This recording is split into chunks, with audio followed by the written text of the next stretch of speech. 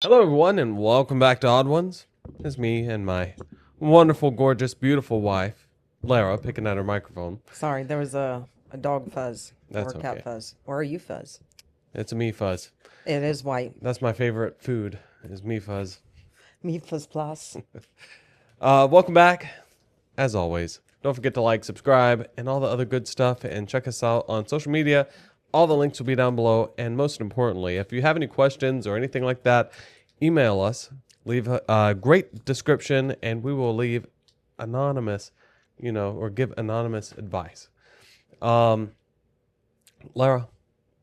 I have a book that I'm reading that I think you're going to be very interested in. I'm not going to tell you what it is yet.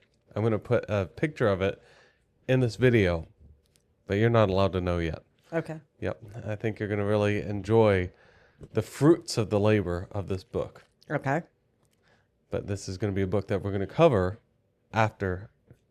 So you're reading two books right now. Yes, after the other book You're that we do. tricky. That's sneaky. Well, I'm doing an audio book for one and then a regular book for the other.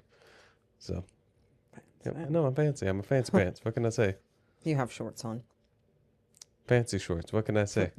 I like that. So, you have some topics for us to go over. What are they, Lara?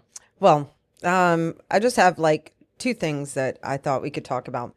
And I want to start, if you're just tuning in, we talk about relationship and family things. Lots of rabbit holes happen here. If you're not familiar with the rabbit hole, look it up. Well, they probably would find like actual rabbit holes. But anyway, we get distracted a lot. But, I was thinking about, and we've talked about this in a few episodes, talking about our journey here. And I just want to take a moment to highlight last night. So,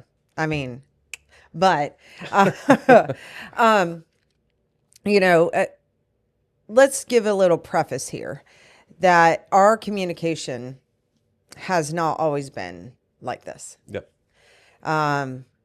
We've always been able to communicate, but I would say that we can talk about anything that has to do with anyone or any stuff until it hits close to home, particularly like the epicenter of the struggle bus is you and I. Yes. And then the kids and family, and then branching out from there, sometimes with us working in the same arenas, having discussions about that.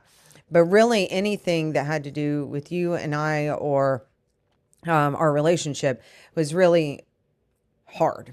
I'll put it this way. Neither of us were really emotionally, almost said evolved, but neither of us were emotionally mature. So I want to open it up for you to, I'm in counseling and A little chuckle has me nervous, okay? I don't know why I did that. Maybe subconsciously I know something that you don't know and I don't know. I'd like to start off with the fact that I am in counseling. We are not sponsored by, but I believe 100% in BetterHelp. Being able to pick your counselor if they don't match for you, which was really a struggle that I had when in counseling, is I just couldn't find the right person. Can't you get a code to give out to people? Oh yeah, if you're interested, I guess I can drop the code below and you can get, I think it's 2 free sessions. Now I don't know if the way it works is that you have to sign up for 2 additional. I think it's been 2 free because I've had friends who Buy used two, it. get two. No, I think it was just 2 free sessions. I'll check that out if that's true. Because if you're like me, you're going to need a whole lot more than that. I don't know why I look like Dr. Evil just then. I was like my arms didn't move. It was just the chair. We'll leave the code. Leave the code down below for $1 billion million. $1 million. $1 quadrillion. Anyway, so I say all that to preface with the fact that the skills that we've learned, I think you, through a lot of self-exploration, YouTube videos and self-help books, have found what you need, where some of us need a little bit more intensive help. So if you had to articulate what my communication style was, we've talked about flooding and stonewalling. Can I, before we get into that, talk about the self-help book thing? Yes. I don't know why my hands stay there so long. The self-help book. To get help from self-help books, instead of counseling, you have to do a lot of self-introspection. We're going to talk about that also. Okay.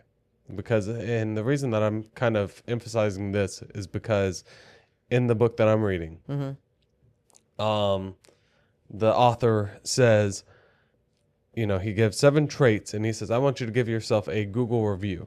Okay. And essentially, he's like, Which book? It's, book? What is it called? It was supposed to be a surprise. I baited you. Oh. No, I mean, I didn't bait you intentionally, but No, it's not the new book that I started. I'm talking about the book that I'm reading right now. No One is Coming to Save You. Yeah. Yeah. Which, again, I'm writing notes in my notebook. I wish I would have left it here. I was sitting there thinking, I'm going to leave my book here, but then I was like, no, it's going to be too cluttery over here. But in the book that I'm reading, I'm taking notes. And if you want a signed copy of the notebook that I have and the book that I'm reading, I'm going to be giving it out as soon as we are done with those. It's like Cliff Notes. So Actually, probably more than Cliff Notes. I will more heavily promote that whenever we get to that book, but I'd like to leave that here and there. So if you want notes, every time I cover a book, you and I will sign the book and sign the notes. Only one person gets them, though. Yes, only one person gets both things, the book and the notebook. So good luck. But, so I can't remember what they are. And again, whenever we get to that book, we will cover those. But let's say, communication, relations, things like that. And essentially, you have to be honest with yourself. Because whenever you're not honest with yourself, you're lying to yourself. And you're probably going to read that back and be like, oh no, that's not true. You're better at this thing and stuff like that. But for me, that's how I feel about it. Like I gave myself a lot of 3s out of 5. Okay. That's a comfortable zone number where you're like, let me go midway. But somebody like me who wants to be the best, but understands that I'm not the best, that kind of, sorry. All right. I don't know why I've been doing that recently.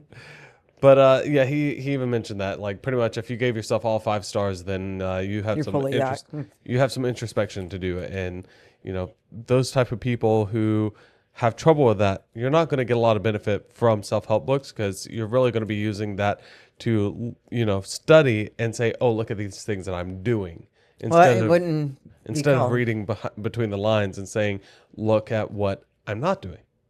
Yeah, the help part of the self-help. Like if you're reading this and you don't need help, then why are you reading it? Some people pick it up. They're like, oh, that's unfuck yourself, just as a random title of a book that's out there. Right. Somebody might read that, be like, that's a funny sounding book. Read it thinking they're going to get something out of it. But because they're narcissist or has narcissistic tendency, they're not seeing the benefit to themselves. They're saying, oh, look, my partner, my family, my kids, these are things that they need to learn. Right. Instead of, oh, shoot, I need to learn that too. Well, also, I think bitterness can breed a lot of misconception, excuse me, about your own self. Mm-hmm. If you've got a lot of resentment or frustration, and maybe very valid toward the person that we're talking strictly in the context of relationship help books. Yeah. But or maybe with your family, where you're really angry at your parents and you go into that book and you are in a victim mindset. And a lot of people say that negatively, and we'll get back to the topic, but oh, you're the victim. Like if it's a crime and it's a terrible situation, everybody sees victim as, oh my gosh, that's the victim of something. Yeah. But when you're being a victim, that's seen as a very negative, like a negative comment, right? Yeah. But you can perceive being a victim because maybe you were a victim of a wrongdoing. Mm-hmm.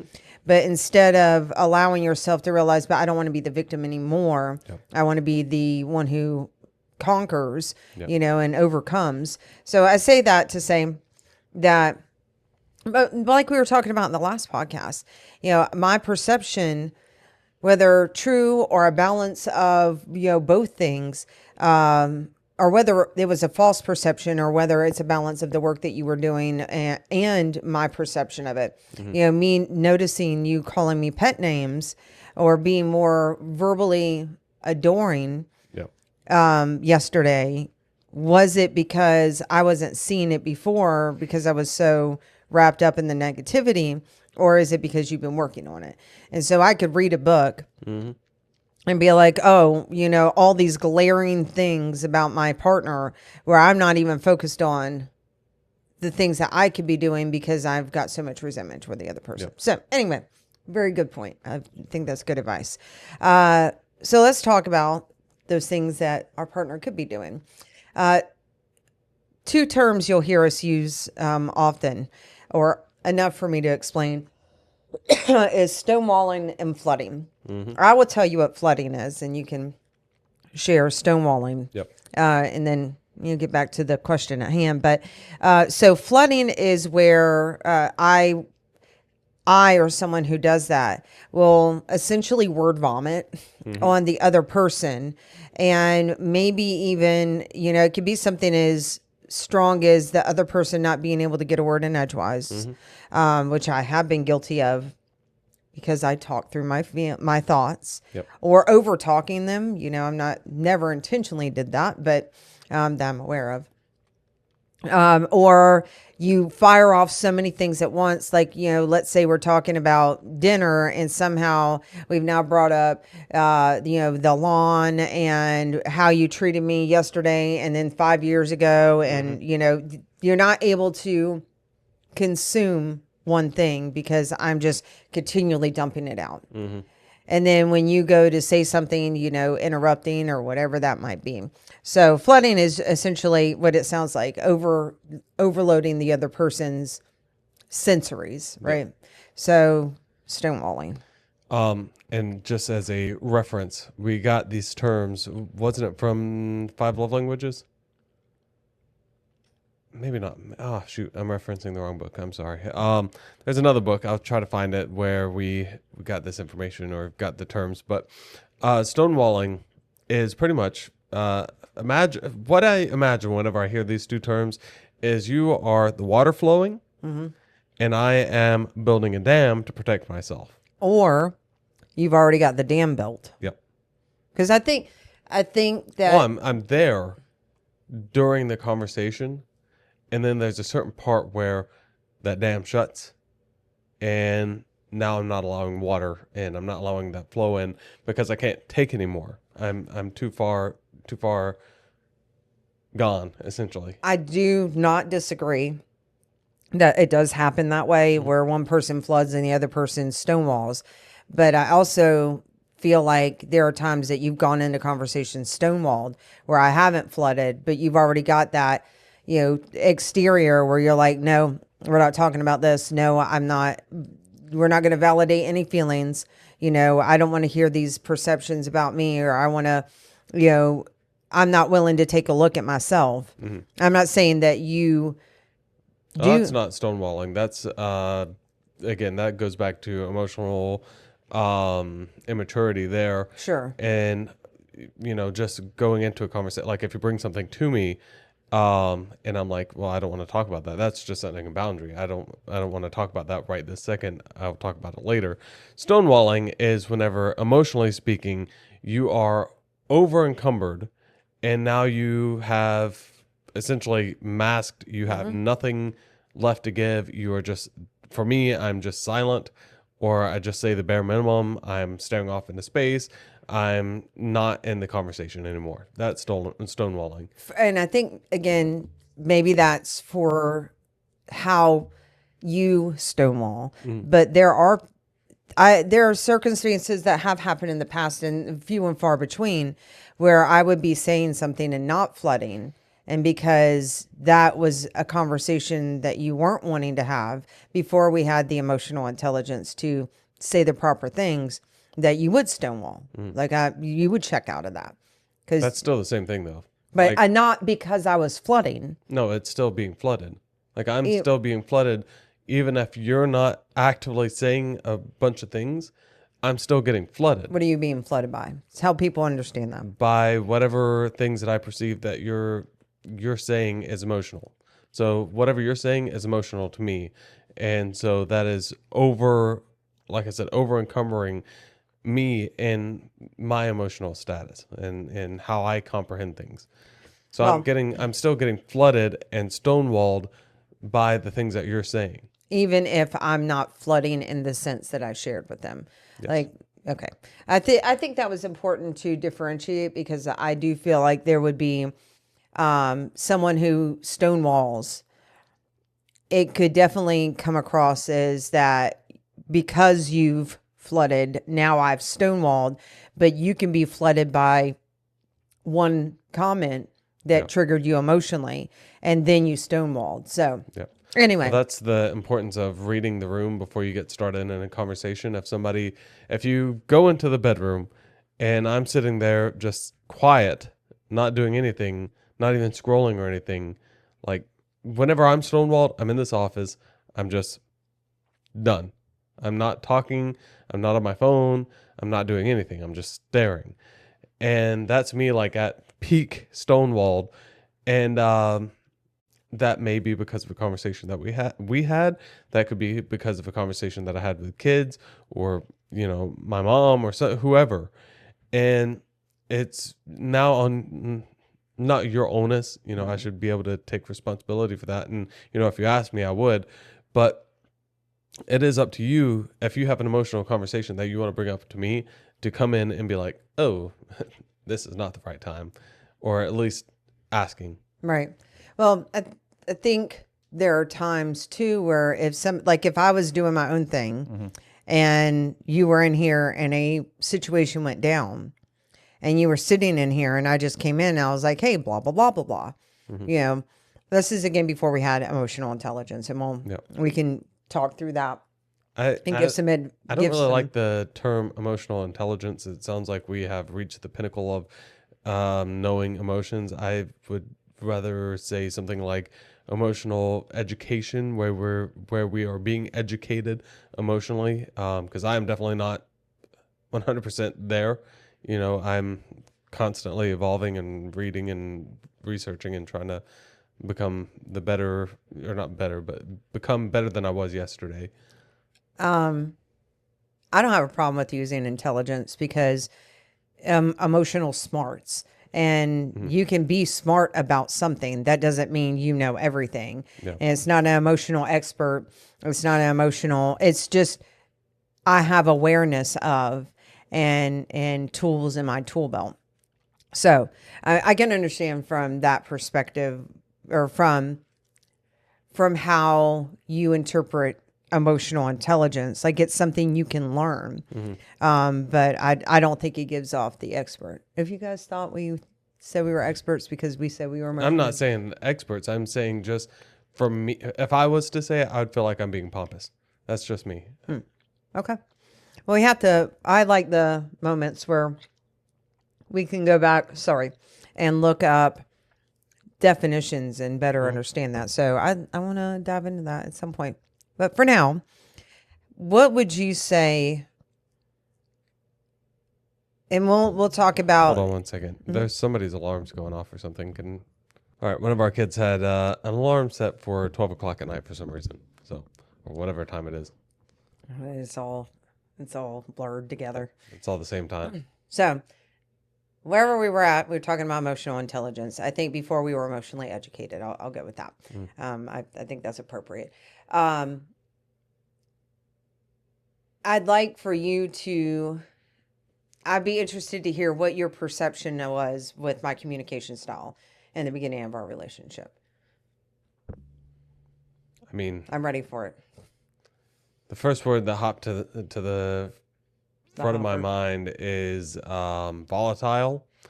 I don't know. All of that was such a blur of all kind of different emotions, because not only were you, what was that? My stomach burping from here. From here. My bad.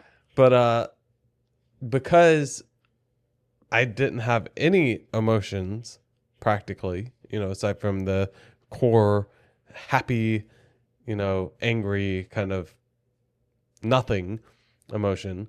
Um, it was like a whirlwind because it was like going from that to now I have 4 different people who all have a understanding of the emotion wheel because you and your ex-husband, studied the emotion wheel, even though y'all didn't utilize it in a way that you and I would understand now. So now all of the kids were trying to like express their emotions, and we were supposed to be taking emotions and keeping those at the forefront of every conversation, and like a lot of times it would dictate the conversations.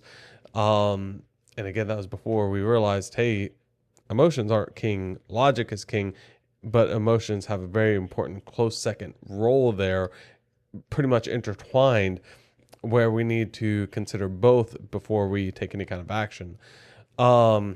So yeah, I mean, just in general, our conversations were volatile, or volatile, however you want to say it. Communication style that you had, just a lot, just a lot coming out of one hole at once. That's the best way I can describe it. I wouldn't disagree with that by any means. Verbal diarrhea. Yeah, and I mean, I already have that. Yeah. Anyway. But I think it's a lot more controlled, and like your favorite saying back in the day was, I mean, and this is before you and I were together or anything, you would always say, I don't have a filter. And now you do. Right. And that's been a lot of because hard work. and that's because you don't allow your emotions to dictate every single part of your life, and you understand, oh, there's things that don't need to be said. Right. So I do want to talk about that before we get off of that, or move into how we got to that point. Growing up, I had always, I think it kind of goes hand in hand. It's said to go hand in hand with ADHD. But I feel really big. Even as a child, I remember my mom talking about I can't remember if she said hyper emotional or over emotional. And I came from a background where, much like you, I mean, I think especially my mom did care about feelings. My dad is very stoic. He did not like confrontation or to have any issues. So when we would go to talk, I needed to sit there and get it out right then on his timeline. And his heart was in the right place, right? But on his timeline, and if I didn't get it out, that was it. Yeah. So I had one shot. I was Eminem, like, and I did the same. Like, I think about Rap God, and that's me every time we got into a disagreement or a conversation. I want to touch on something there. So you hear a lot of people say this. Oh, he doesn't like confrontation. I don't think I've ever heard of a man that likes confrontation. I'm sure MMA fighters. I'm sure they're out there. I'm being sarcastic. I don't think even they would want to try to get in a fight. No man that I know, and I guess I'm talking specifically 25 and older, that I've ever talked to has been like, oh, I just love confrontation, especially verbal confrontation. I would rather get in a fist fight with somebody than have a verbal confrontation, especially an emotional one. Right. That's where I'm at. The reason that I'm bringing that up is I'm just curious. I'm almost wondering if the reason why most guys, and you'd have to give female perspective, most guys don't like confrontation. It's almost like an evolutionary thing where it's like, oh, well, if there's going to be emotional and verbal confrontation, that's going to lead to physical altercation. And we don't really want that either. Right. That's a very insightful thought there. Yeah, and it just like puts us into, like, for me, whenever you and I are in some kind of verbal thing, it puts me into kind of like this fight or flight, which I'm not going to fly, kind of mindset. So it's like my version of flying is becoming stonewalled. So, yeah, it's just curious. It'd be interesting to find out. Yeah, I need to read a book on that. Get Add that electrodes to the hooked up to collection. somebody's brain. I would always love to have it, or I've always wanted a scanner to do that. Yeah. So I kind of grew up in this environment where there was a lot of toxicity when it came to communication. I was exposed to a lot of passive aggressiveness. If I was hyper emotional, whatever I was feeling, you're taught to process your emotions by your parents. And so if I didn't know how to process my emotions, where was I to learn that at? Yep. How do I self-regulate? School. How Where killed it. Where everybody freaking is a menace. Right. And I think that's important we haven't talked a lot about kids, particularly recently, but I think it's because, that's kind of worked itself out, and we will have podcasts about that. But our relationship has been obviously a strong presence because we're the pillar to the family. Yep. But because ours took so much work to get to this point. This just fell in line whenever ours got regulated, and once third parties got regulated, it's like everything just fell into line. And like, yeah, we have one or two things here or there as far as the family and the kid dynamic. But other than that, it's pretty much like there's not much going on. It's just life is what it is right now. It's kind of sailing through. Yeah. I think that they are learning to process big emotions as teenagers. Sure. And that I could think of one of our children specific. Well, I would say that they had an easier time talking about them, but I would say that they still struggle to you made the TikTok about, Juliet having a hard time crying. Sure. Because she didn't see you do that. Yep. And she still to this day is like, she was playing drums in there and she's like, it makes me almost want to cry because she has those feelings in there, which made me feel so good to hear that the drums were doing their job. Right. Yep. And they were working out those feelings. And Aaron's non-confrontational. Yeah. And any of them at one point in time may be feeling depressed or whatever and stuck in that. Yep. And I'm just learning how to work through that. And I'll be 41 in a week. I'm just saying comparatively, like Sure. whenever Dayla was here and the kids were all younger, one would be extremely resentful and angry towards me because I'm not you're not my dad situation. And then another one would be happy, and then another one be depressed, and then Dayla would be doing her thing, and it's like that was chaotic. But now it's kind of like coming into one thing where it's like, oh, this is a fire over here. We can put that out and help them emotionally. That single person emotionally, that's easy. This is easy mode. Are there days where all three of them are going at once? Yes, but compared to all the time, all of them are going at once. This is easy mode. Right. That's all I'm saying. With that, we've just done a lot of work to get to the point where we can be supportive of them. But as a growing up, I did not know how to process emotions. And I don't think that my parents intentionally didn't teach me. I don't think that they knew. And I know that they didn't know. And I see that in their adult lives. And you're a lot more forgiving as an adult looking at your adult parents, know. It's kind of funny looking at your adult parents and be like, oh, you're just a grown child, not calling them a child, but saying you're a child that grew up and you didn't take the path to become emotionally regulated. And so you haven't really, you're still that 20 something emotionally, even though physically, mentally, wisdom wise, you're in your 40s, 50s, 80s, whatever. Right. I say all the time to the kids, I'm just a person too. You're just a younger person, but there's no handbook. Yeah. So growing up, that was really difficult. And then through relationships, feeling like that there was something wrong with me because I had emotions or everything. I always felt like I was in a box and I never knew what was right or wrong. And there was a lot of pitting against, one or the other. And I think too, I know that trauma, there are studies about this, plays a huge role in that development. And, when I was 14, I had a lot of really foundational developmental trauma happened to me.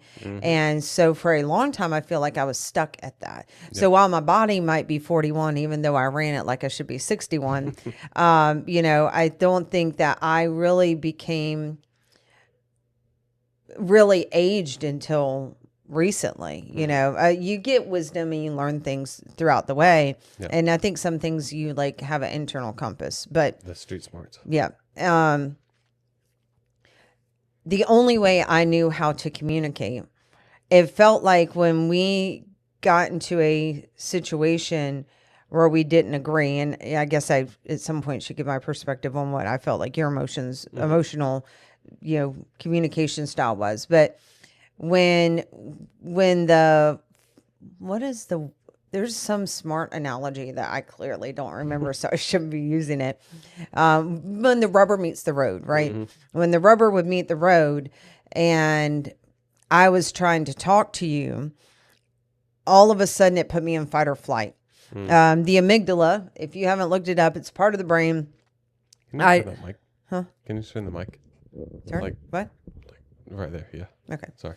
The amygdala. The amygdala, we can put that here or here, wherever it fits, because I don't know how to spell it.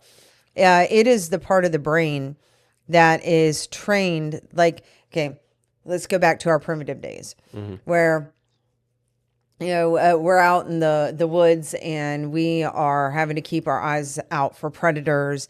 And so when we hear a certain noise, then we go into okay, if you hear a mountain lion, you need to go inside. You'll be dead by the time you hear them. Right. You need to go inside, or if you hear a horn, it's war. So your brain, after it's experienced certain repetitious behaviors. Now, one big traumatic event can set it off, or multiple of the same, it's a learned behavior, habits. The amygdala says, hey, this is a fight or flight. And just like you, sometimes I would want to fly. Fight or flight. Yeah, I want to fly. Yeah. And because that kept me safe.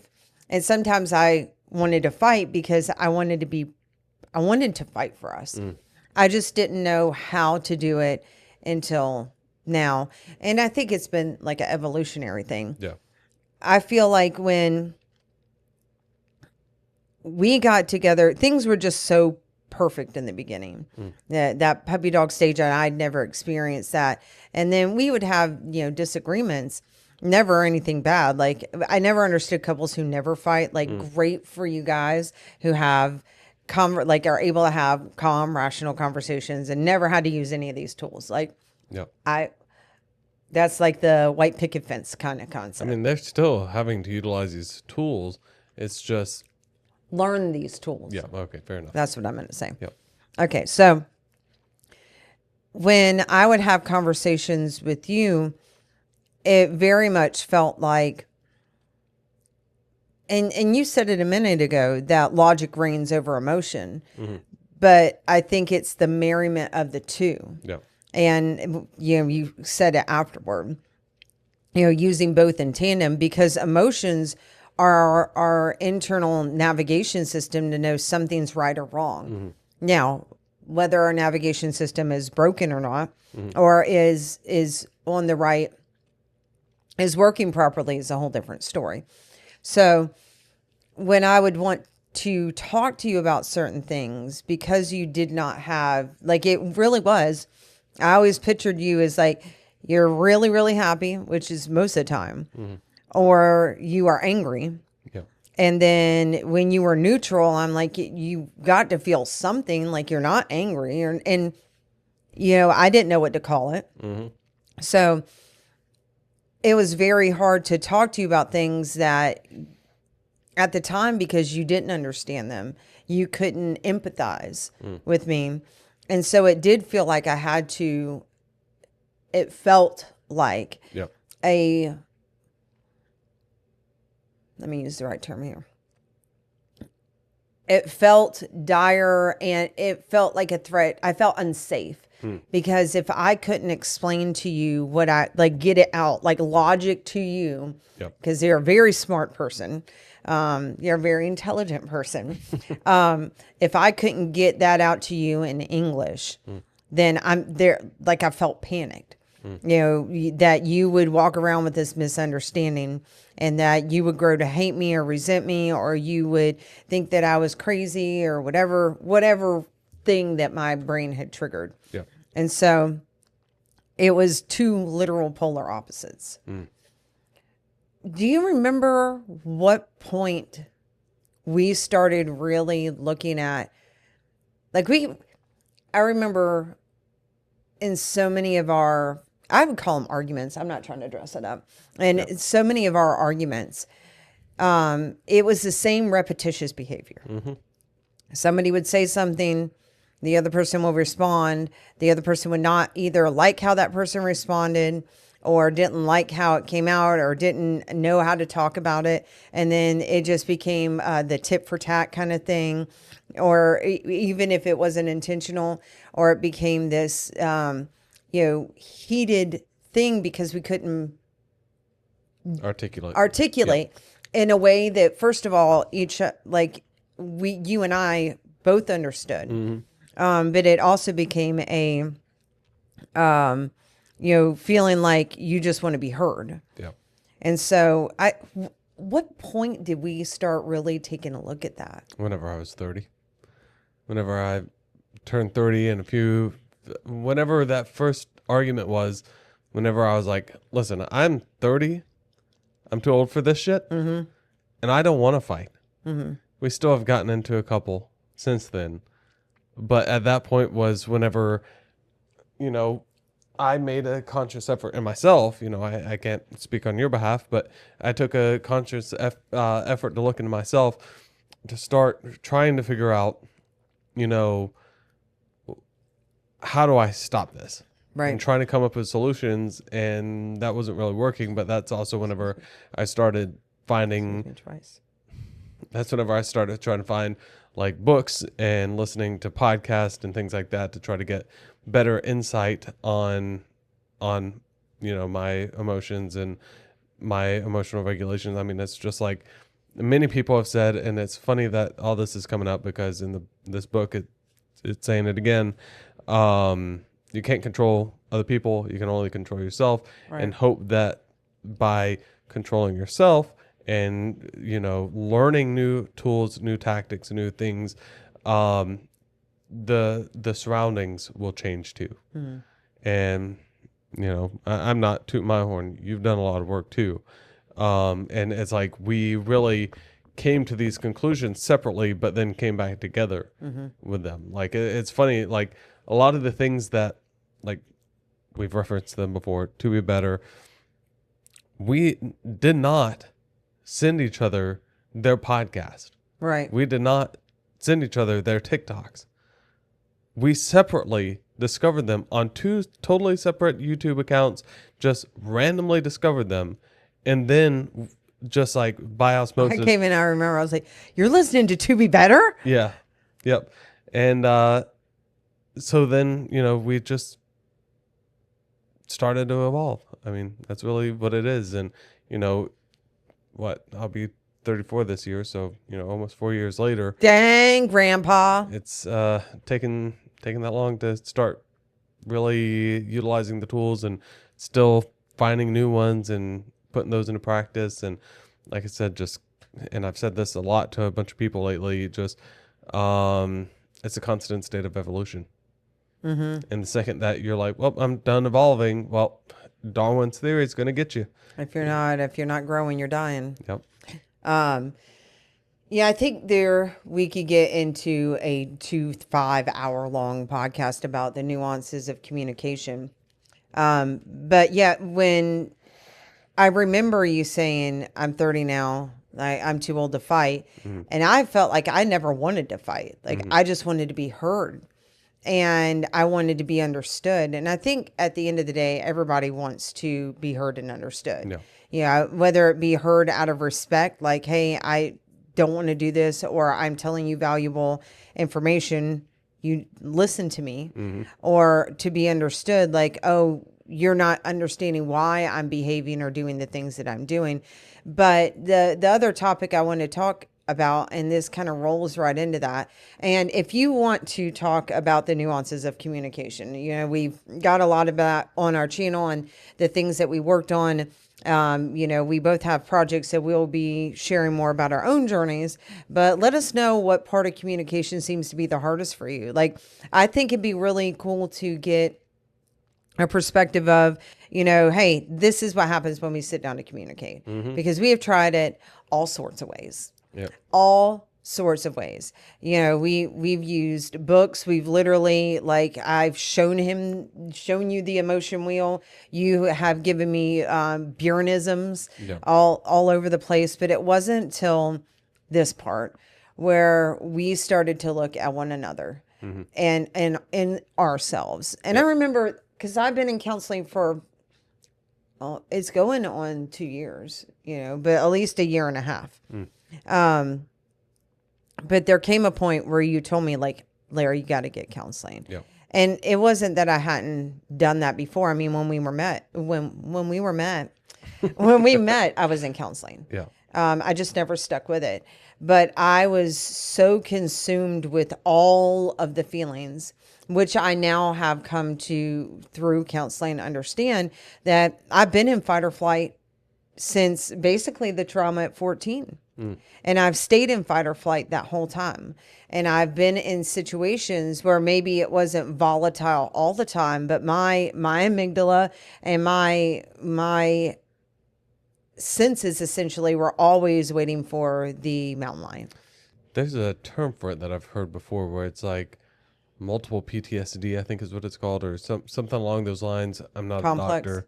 Yeah, maybe that's it. And it sounds like that's probably what you have, where a multitude of things happen all at once and cause that to happen.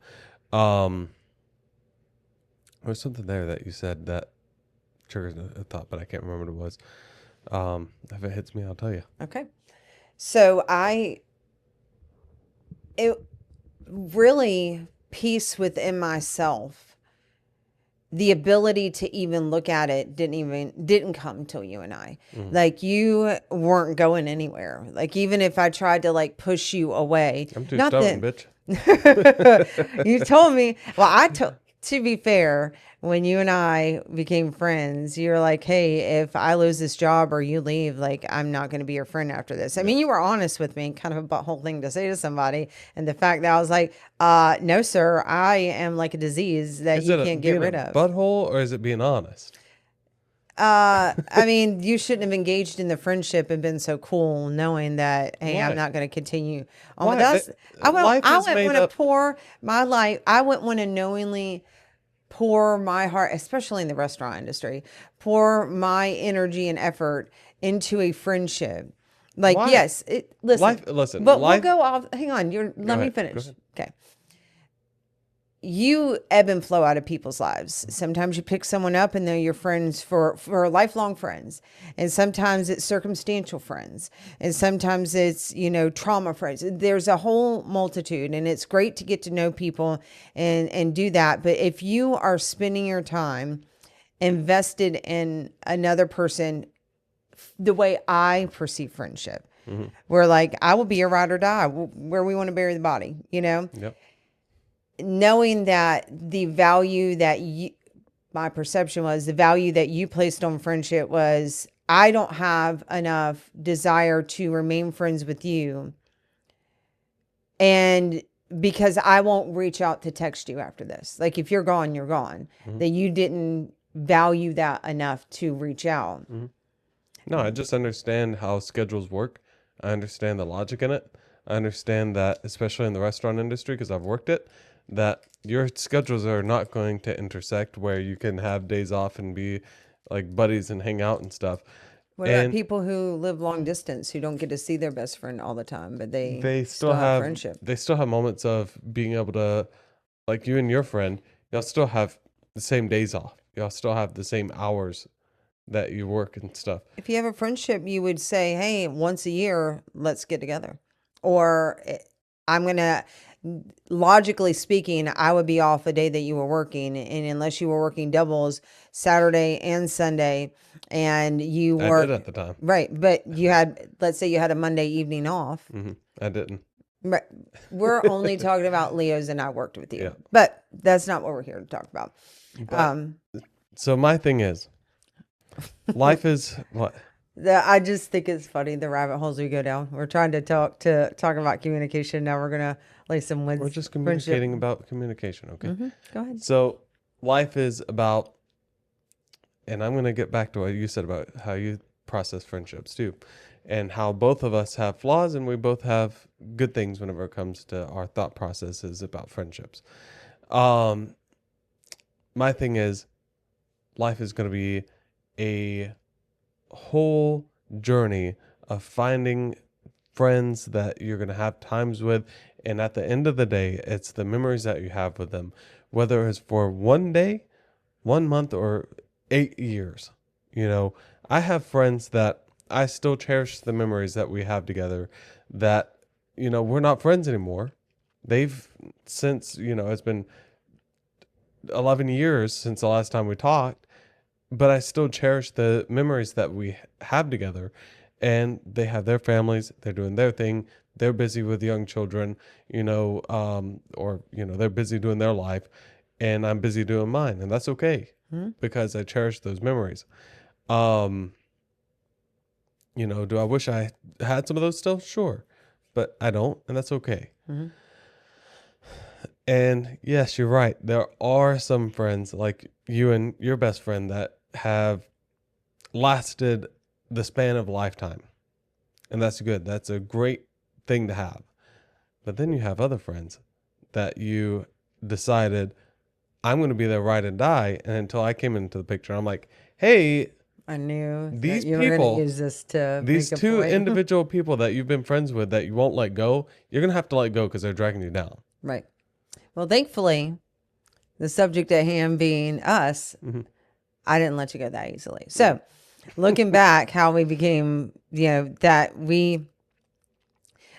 don't even know how I got to the point about talking about you being stubborn. So the reason that you, I would have never left. I didn't want to not be with you. I just didn't want what we were doing anymore. Yep. You were vocal about, I'm not doing this anymore. I didn't even know how to set a boundary. I didn't feel capable. Sorry, if you guys lost track of where we're at, by the way, from that rabbit hole. We were talking about, and I'm telling myself this because I got sucked into that rabbit hole. So when it came to communication, the fight or flight aspect for both of us, which you mentioned, you're not flying, and I didn't want to leave. I've always, no matter how volatile or angry or whatever we both got, I just wanted to be with you. I felt like it was worth fighting for. I just didn't know that you didn't have to fight, Yep. And I didn't understand that fighting for something could be peaceful. It just means working really hard for it. Yep. And when I felt like I could not be understood or heard, and now my second marriage, and I already said I didn't want to do it again. And then here we are. Yeah. And if you can't understand me, the person who I felt like of all the people in the entirety of my life, and I've had so many deep, meaningful conversations with so many people, or superficial conversations with hundreds of thousands of whatever people, just because I've been around that many people. If you didn't get me, I was hopeless. Yep. If the person that I'm supposed to spend forever with, if we can't figure this out, I wanted to get out of my own skin. It wasn't that I didn't want to be with you. I just didn't want to do this. And so that was kind of the flight aspect of it. But the fight part, you know, we both, again, just wanted to be heard and understood. And we both wanted the same thing, which was to not have whatever that was happen again or to grow from it. And so, again, if you have communication things that you want to talk deeper into, you know, about, let us know. Check out our other podcasts. You know, we'll have more to come on that. But something you'd said about that self-introspection. So I wanted to get your perspective now that you have feelings that you, not that you didn't before, but you have awareness of and give importance to. One of the things that in counseling, and I think has been revolutionary for me, and I say all this to say, the whole thought that triggered this was last night, you and I put in to practice all the tools that we had. Were we perfect at it? No. Did we hit a home run and, you know, at some point were one of us nailing a screw with a hammer, you know, or screwing in a screw with a hammer? Sure. You know, but we figured out, oh, this doesn't work. Let me get the right tool. That to me was a huge victory. Absolutely. Like I was hyped. I went in there. I was like, I'm so glad we got in that, that disagreement. And it wasn't even we disagreed on some things, but what we both walked away with was things that we were feeling about situations that intersected with us. And while at first maybe we didn't feel heard, at the end, we both felt heard, felt supported. And there was no boil over. It didn't go on past that. Like we just moved on. Like we had to, hey, oh, you don't like ketchup on your hot dog? Okay, I understand. I'll be sure to not put ketchup on your hot dog. Oh, it makes you feel sick. I'll try to think about that going forward. Boom, you got a hot dog. What an example. I don't know. That is not a beernism. Something that has been a game changer for me is being able to do something that my counselor had talked to me about. So if I were to tell you, to be curious about why you're responding the way that you are, be curious about an emotion before you react on it. What would that mean to you? Because I want to know if you were as befuddled as I was. Like, how do you do that? Okay, so without adding anything to it, just tell me straight out what you said again. I got to give context, so you know what the picture I'm trying to paint. We get into a discussion. Yes. And I'm now angry with you. Before I respond to that, I need to be curious about that feeling. What does that mean to you? It just means, why, like to ask yourself, why am I feeling frustrated, angry, whatever? Figure out what that feeling is first, and then analyze why are you feeling that way. But first, communicate. I need a second to analyze myself. Which that's a sentence that none of us have ever used that sentence, by the way. I found myself using, give me a moment. You know, I didn't understand that. Like when she's telling me to put this tool into play, I'm already triggered. Like, how do I feel triggered? Trigger's not a feeling. There are feelings that come with that. It triggered a feeling, but how am I in the middle of feeling unsafe or scared or annoyed or disheartened? How am I supposed to be of sound mind enough at that moment to say, why do I feel that way? Till now, I didn't get it. Yeah, the answer is catch it before you get there. Catch it before you get to that point. And it's funny that we're saying all this because I literally just read, what was I wish I had my book over here, so I could quote it exactly. But essentially, like, whenever you start feeling things boiling over, pause, figure out why you're feeling that way, why the other person's feeling that way, and then you can finish the discussion. And it doesn't have to be, you said boiling over, and I know that you didn't mean that literally. Whenever things start simmering. But I'm thinking of, it doesn't even have to be a negative emotion. Yeah. Like I'm feeling super over the top happy. Why do I feel that way? It can be in a reflection of appreciation. I'm feeling anxious. I'm feeling, you know, disenchanted. I'm You just know, basing it off the context and the example that you gave. But I wanted to make mention of that.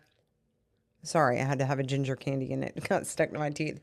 It's kind of like how people talk about meditation and Mindfulness.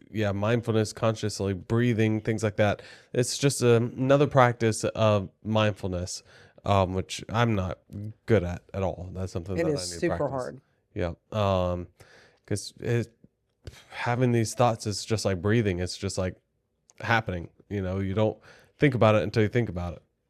And that's what, in our conversations, especially because you don't need somebody to talk something out with. You can do all that in your brain, all Han Solo. Self-processing. Yep. And Han Solo. so I was thinking of Solo and Han Solo came out. And you can process all that where I need a sounding board. I don't even need you to necessarily talk until I'm ready for you. Did you understand that?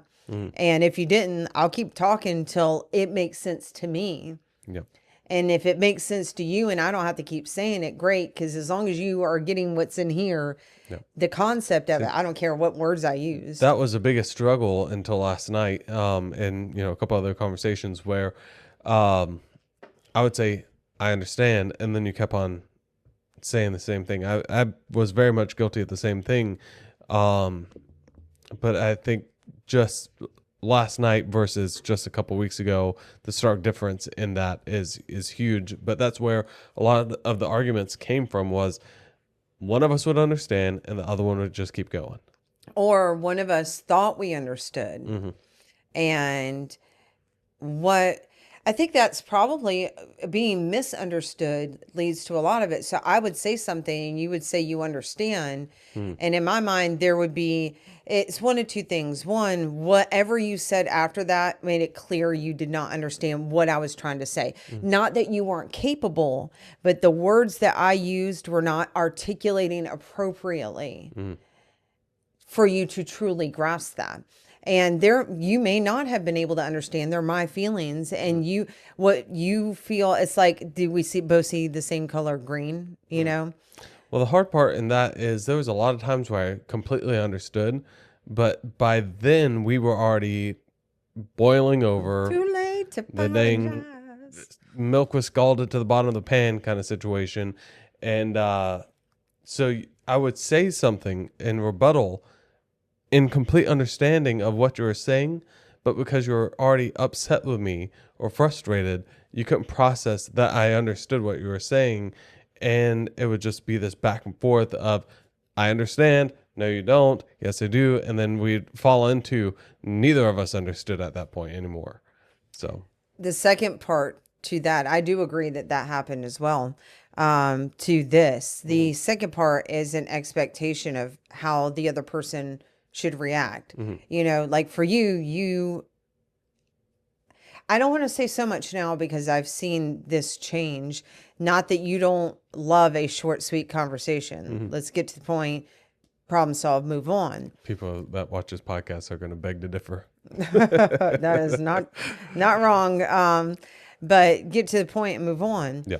That is so funny. Yeah. That guys, this is not how we actually, this is how we communicate, but it's not ever in this, I'm making a joke. I'm going to stop now because I feel like my foot's just like, I'm tickling. All of these other podcasts, we've been like, oh, it's so real. And then now you're just like, oh no, this isn't how we actually talk. No, but this is how we talk. When we're not arguing about, when it's something. Whenever it's something hyper emotional, yes, I want it to be short and sweet and to the point.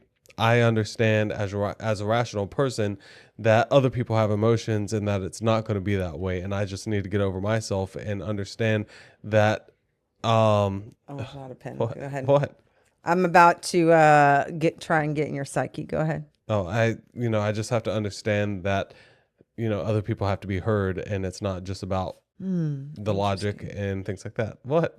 Interesting. That's what I'm I'm saying. no, I know. I'm making a joke. I mean, if I have to explain it, it's not funny. Yeah. The old therapist, continue. And how's that make you feel?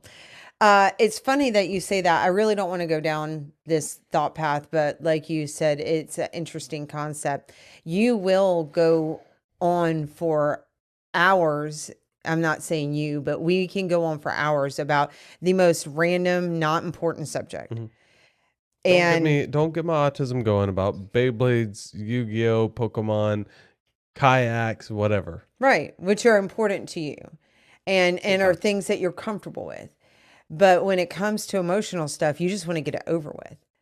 Depends on if it's our emotional stuff or am I talking about something that I'm reading that has sparked an emotion in me. Right. So why is it? And now is not the time to answer it because we're never going to get to the period at the end Why of the is it? sentence. It's because it's not a conflict. Right. But that's the period me at the end sharing, of that sentence. I'll wait. Me sharing or us having a dialogue about emotion, like what you said was, that if it's an emotional conversation that you want it short, sweet, to the point. I understand. That's how I prefer it. Right. Why does every other conversation that's not emotional about us, why is it that you do have the capacity to have that back and forth dialogue? Because it's perceived as conflict. But talking about emotions is not conflict. And and it's not always about emotion. Let's say you did something that was just not cool, right? I don't know why that's what I went with, but you did something that was not cool. And me saying, hey, I don't appreciate you doing something not cool. And when you do that, like, it has made me, it's not saying that I'm feeling that emotion right now, but like it triggers something in me. We need to grow from that. And you have to do you have to do some internal work or whatever. Why is it that when that's not a negative situation? But it's perceived that way. Because for the last, not counting the first year, not counting this last year. So for the last 3 to 4 years, it's been every single time something is brought up to me about me, it's conflict. And it's either you blaming me for something or I'm being defensive about whatever you're saying or whatever the case is. It's been conflict in one way or another. Can you go back and say that again so I make sure I understand what you're trying to say? So you bringing something to me now, I can completely, okay, I understand. I got that. We can have a conversation about it. Where if this was a year ago, I would get frustrated. I would not want to hear it. I would want it to be that short conversation because, not counting the first year because that was our puppy dog stage, not counting this current year or the year before because that's whenever we started actively working on things and we really made a lot of growth. Middle. No, it wasn't nasty. But so in the middle, the last 3 to 4 years was whenever you bring something to me, it would be in an accusative way, or in the middle. The main thing was in the middle of another conflict, you would say, and you need to work on this. And so because of that, it's been a perceived every time that a emotional conversation comes up or something that I need to improve, it's been me perceiving it as a conflict. You're bringing a fight to me now. It's interesting that you say that because in a lot the same time frame, right? We're talking about the same time frame. When we would get into conversations, you would do the same thing. Like you would. And I think when you said it that way just now, my perception is that, and maybe it could seem that way. I don't know if it could seem that way to someone who's listening to this, but that it sounded like anytime I brought something to you, I would say, oh, and XYZ. But if it was triggered, which is always what you said, I didn't think about it till just now. Yep. And since it's brought up, not that that's ever the right way. That's, there was some cartoon where it was like the right way, the wrong way, yes, no, whatever. I'll have to find it because it's totally worth it. But the right way to bring to somebody something that you want to discuss, particular situation or particular habit, is to come in and do just that. Yep. This thing, this one singular thing, topic of discussion. Yep. Segregate your thoughts out before you try to bring them up into another conversation. Yes. Anyway, What? I had more to that, but I go ahead. lost it. It's okay. What did you just say? I said segregate the conversations out before you try to bring it into another one. Right. So being curious about how you feel will help you understand before I respond in anger, frustration. Is it the other person that's making me feel that way?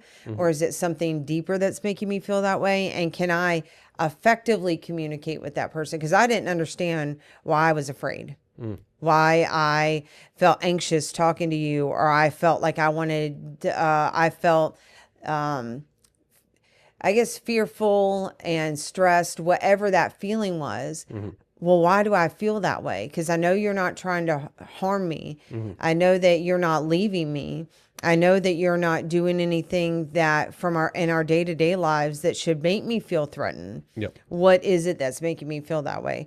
So being self-aware of, I'm not sure how your book articulates it, but when your body's telling you like, that boiling point, or if you're happy, it could be the overexcitement, for me, when I start to feel that tightness in my chest, like it feels like a pulling and I can't explain it, but it probably is literally my blood pressure going up. Yeah. I don't know. What you're talking about. I do the same. Mine does the same thing, except for I start going silent where you'll talk more, and yeah, that's the time where we need to kind of analyze.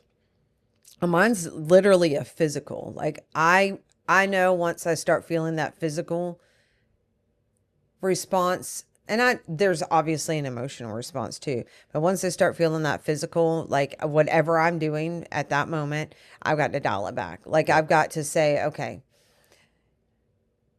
if we don't reset, and if we don't, even if it means let's come back to this. Yep.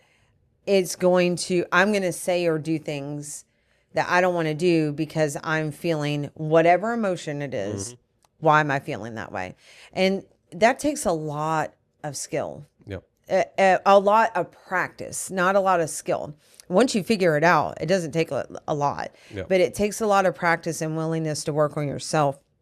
And, the other piece, as we were talking about conversation, people not feeling heard, and you talked about, I understand, and you would tell me you understand, and then you would say something, but because I was so triggered at that point, I couldn't hear that. The other part of that too is going into a conversation with unmet expectations, and that's already setting you up for failure, where my communication style said, okay, you say you understand, but you're not doing any of the active, I understand things that I have come to learn, that I'm reading about in the books, that I'm talking about in counseling. Yep. I hear that you're feeling this way, and it doesn't have to be that structured. I understand why, or an apology, which that is something that you've gotten better about. And I don't necessarily think it's I'm sorry in those words, but you've gotten better about ownership. Yeah. That's a huge one. Like, when I get on an interrupt tangent and you're like, hey, you're interrupting me. I'm sorry, I shouldn't have done that. And not, I'm sorry, you're right. Let me work on that. Yep. Because if you say sorry too much, it's meaningless. Yeah. To me, the word sorry doesn't mean anything because I've just heard it so much in my life. It's another word in the dictionary. But whenever you apologize genuinely, like, I won't do that again. Like that's my fault. I'm sorry I hurt you. Well, Don't ever say. Yeah. But I didn't mean to hurt you. Maybe that's a better way of saying it. Or I can understand why you're feeling sad, or why I can understand why you would feel that way. Yep. That goes a long way. And that is acknowledging if the other person is sharing their emotion with you and you are the cause, even though you may not have meant it, even though you may not have tried to do that to that person, you taking a moment to say, even if you don't understand, I hear that made you feel that way. That was not my intention. And then figure out how could we do that better. Yep. So I think people go into conversations with, number one, not having the communication knowledge, but definitely not being aware of themselves or their communication style or how they're coming across. And being able to do the work that says, even when let's say you never did any work on it. Let's say you were just existing. Yeah. And you were just angry, happy, nothing. Yep. I would walk away knowing that in that conversation, I've done everything I can do. I'm following all the rules. I'm being aware of myself. I'm doing all that I can to participate in a healthy manner. You will have that peace of mind. And then, maybe there's a way that you can lead by example. Like you said, when you hit 30, you started doing that. And I was like, okay, we're not fighting anymore. Does that mean that we didn't fight after that? No, but we both worked. We tried. Yep. And now here we are. The hard part with that part, and I think we can land the plane on this kind of topic here. You are the literal, I want to get you some things like that. Pilot, man. I'm just You're not the pilot, bro. No, you're ground crew and you are bringing in the plane every time. We just get a little plane that comes down because you're always like, let's land the plane here. But the hard part with that is, for us who, we had some tumultuous fights and things like that. What? We are both super intense. Yeah. But yes, we've had those fights and things like that. But we kind of came to the same agreement at the same time of, all right, I can't do this anymore. the temper tantrums aren't working. Let's figure something else out. And,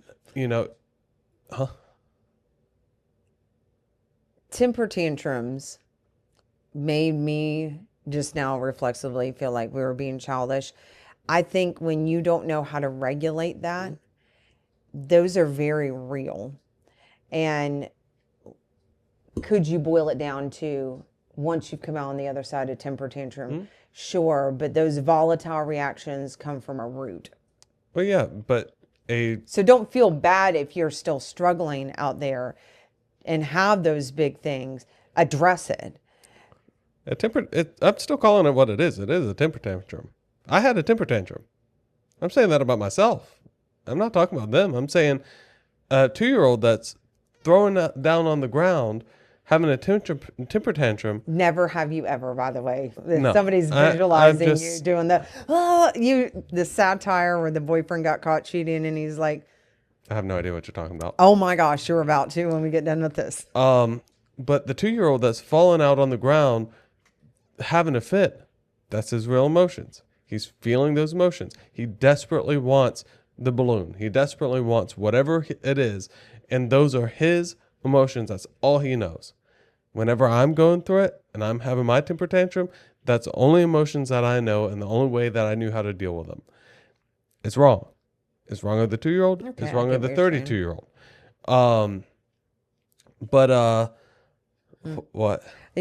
I know we're supposed to land the plane, but it's very interesting to think the 2-year-old doesn't know how to process emotions. Yeah.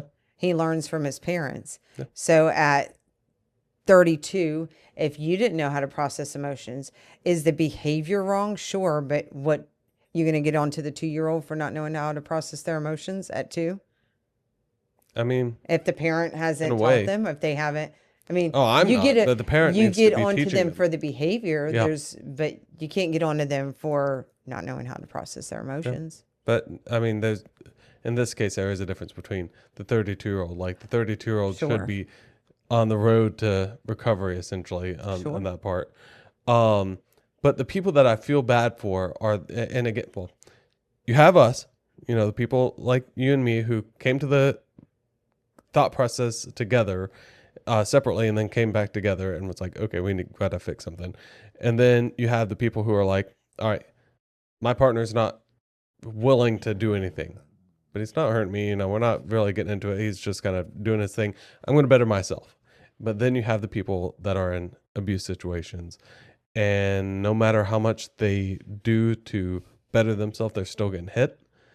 And those are the people that I'm just like, I've never been there, so I don't know how to help them per se, aside from saying you just got to get out of there, which Trigger warning, by the way. yeah, I mistakenly said just. It's not a just. It's a, you have to, you are strong.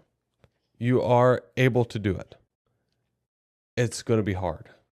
And you got to start planning and prepping for that, stowing away money wherever you can, talking to support group, and things like that. I don't know that we can give any. I don't think we should give any.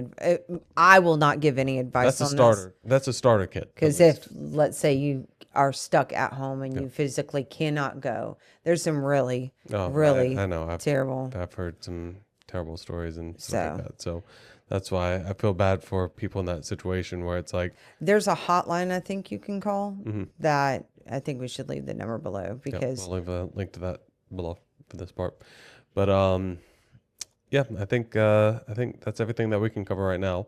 So I hope you guys, aside from that last part, enjoyed this. I hope you gained education from the last part, and sympathy and empathy for the people who are going through it. And, you know, if you have any way to help somebody that's going through it, please do so. In the meantime, don't forget to like, subscribe. It feels like crap saying that. But don't forget to like, subscribe, do all that YouTube crap. And yeah. you know what? It would be cool as you're closing it out. It would be really cool to, as we share our journey with you and come to places where there's going to be things we definitely can't give advice on and should not, or give perspective on, because I don't want anybody to take what works for us and assume. We're just sharing our concepts, sharing our thoughts with you.